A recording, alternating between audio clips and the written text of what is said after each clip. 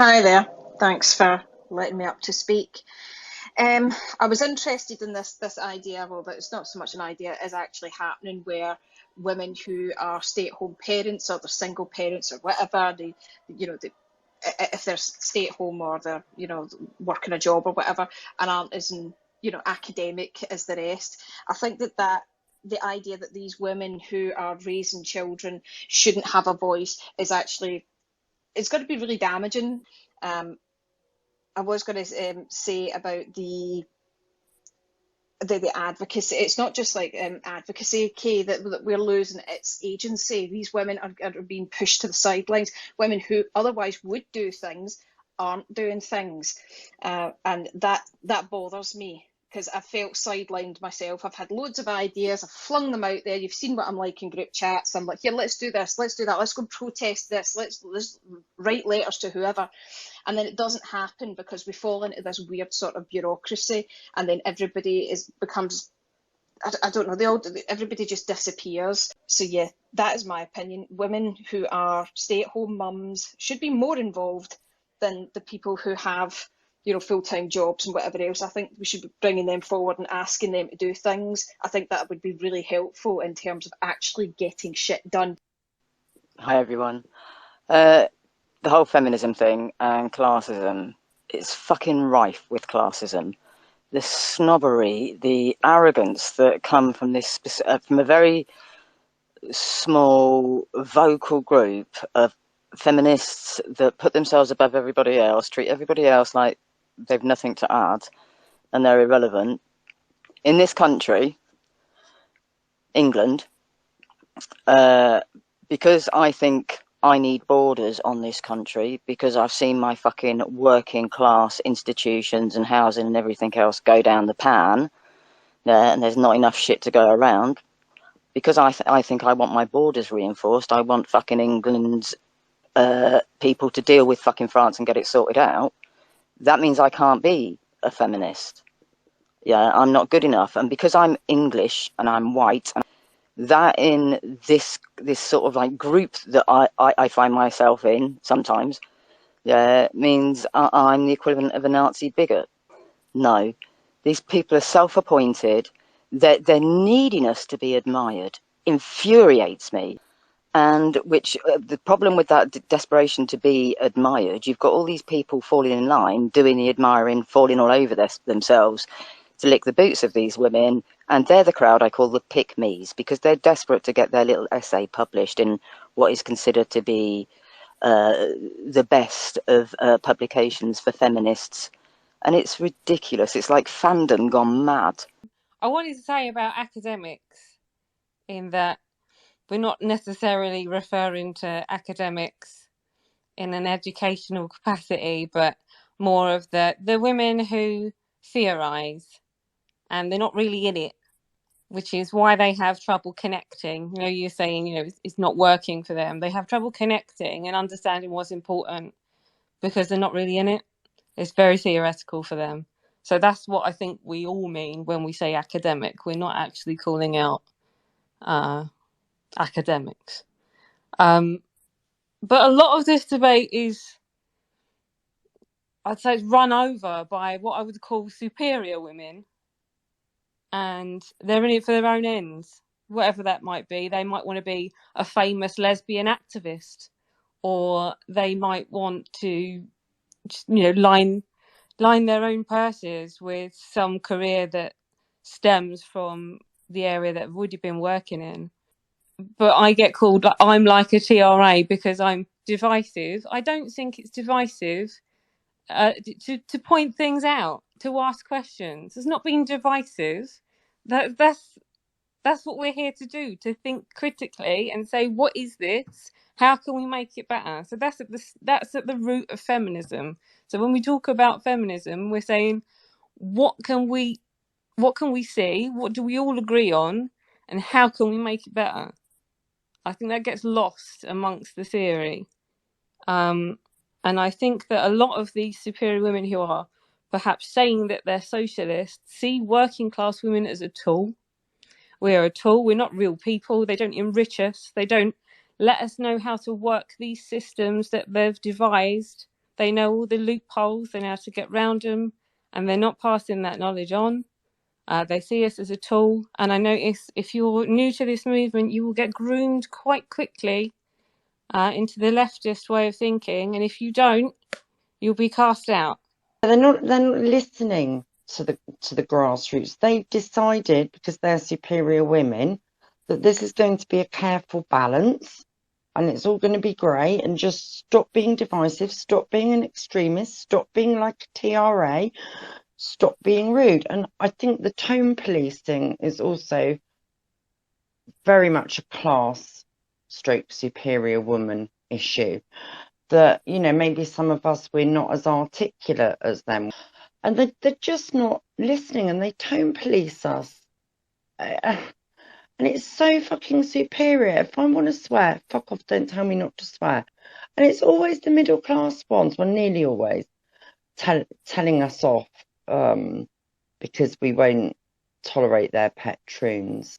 Well, hello everyone. I'm never speaking in spaces, so yeah, a bit nervous, but yeah, Hitch, you were bloody spot on with the comment about tone policing. It's complete bullshit, really. I mean, we're all adults, and if we, like you say, if we want to swear, if we want to be, you know, show that we're pissed off about this stuff and not pussyfoot around it like we're told to do by the Be Kind Brigade, then leave us to it, quite frankly. Like, if we want to make a tit of ourselves, let us make a tit of ourselves. You're not our mum, go away. What have you actually done that's helpful?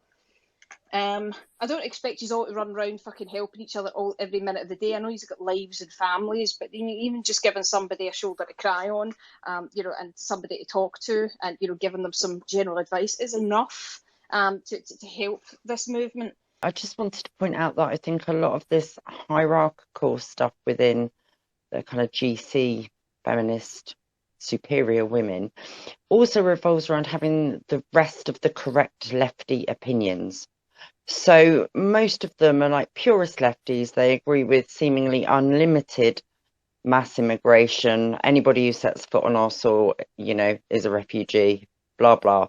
And if you deviate from that at all, you're kind of out. And I think that's one of the reasons they don't like KJ, is because, you know, she said hijabs might not be a good thing, and, you know, rape gangs, blah, blah.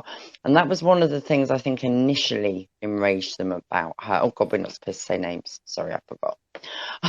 But yeah, I think a big part of it is also purist lefty snobbery, frankly. And if your other opinions are out of line and come up, you're just not acceptable. I think feminism itself has always had a purity politics problem, and I think a lot of it is jealousy, because you know, these women that have been ostracized and shut down are fantastic. Yeah, it's so frustrating because there is it's not even about politics. It's kind of like about, it's unequivocally kind of tied to morality, or at least it's being, people are attempting to put it into a certain way. So if you're not like a far leftist, then yeah, you're kind of seen as like, well, then you're not supporting women, you're not really a feminist. And it's like, dude, if we're gonna continue to just focus on what is dividing everybody, we're not gonna get anywhere. And what else was I saying? Someone was talking about policy. Oh my goodness. But no, that's the problem too with a lot of this TRA stuff. And then, like, in my opinion, in America, where they have the abortion ban, or abortion legislation that is changing, like, in my opinion, that is not a coincidence that it's happening after all of this transgender nonsense. Because again, when you're going to blur the line of like what is biological reality and what's not, it's so easy to just completely rip away the rights, which in my opinion is what's happening. Now you've, you know, blurred the lines of what a woman is so much to a point where, well, then if you can't define what a woman is, then how are you even going to defend reproductive rights? You can't. And in my opinion, I think you guys were talking about, was it J.K. Rowling? There's like an acronym. I think that's who you guys were talking about. But even using her as like, I don't want to say a martyr per se, but to an extent, because what she said, in my opinion, was not very crazy at all. Like, it was pretty normal from what was happening and from the beginning, and then using her as like an example of what you're not supposed to do is just so absurd to me. We are always going to be the ones at the bottom. We're always going to be a doormat, whether or not it has to do with mass immigration, it has to do with the transgender ideology, it has to do with online culture going the way that it is. Because again, these things are not just they're not in a vacuum. They don't exist in a vacuum. They exist everywhere. And yeah, what was it? This idea of classism in regards to that is so frustrating. And you guys are talking about like working class women. Yeah, it is really frustrating. And I think perhaps why some women view it as, what was it? I guess going against what it's supposed to be. But it's so frustrating because, not everyone is going to be at that level. That's kind of the whole point of, part of feminism, in my opinion. A fundamental part is breaking down classism in and of itself, whether or not it's going to be a racial class or it's going to be an economic class. Because at the end of the day, the one that matters the most, in my opinion, is sex. And seeing a lot of the division right now, whether it has to do with age or race or class and whatnot, all of these things, it's so frustrating because at the end of the day, it is meant to do that and it's working. And I think that is really a big point of contention when talking about women's rights and feminism. Thank you, Dol. I just wanted that was a really interesting ramble, by the way, Sam. I rather enjoyed that, especially. Well, I'll come to it in just a second. But the one thing that I wanted to talk about was this Kelly J. Keane and the Muslims thing about the hijabi wearers. Now, I just want to point out, like, half my family is Muslim, right? I've got a lot of older women in the family, none of whom wear a hijab and have ever worn it. You go back to Pakistan 20 years ago, when I was there, nobody fucking wore one. No women wore one. They had a scarf. Yeah, that went on when the call to prayer was there. You put a scarf over your head out of respect. Even if you weren't praying, you just put it over your head. And then after it was done, you could take it back off, and nobody gave a flying fuck. So sorry, Grace. But the thing is, she has a right to sort of to point out that actually forcing young girls, very young girls, into wearing a hijab is wrong.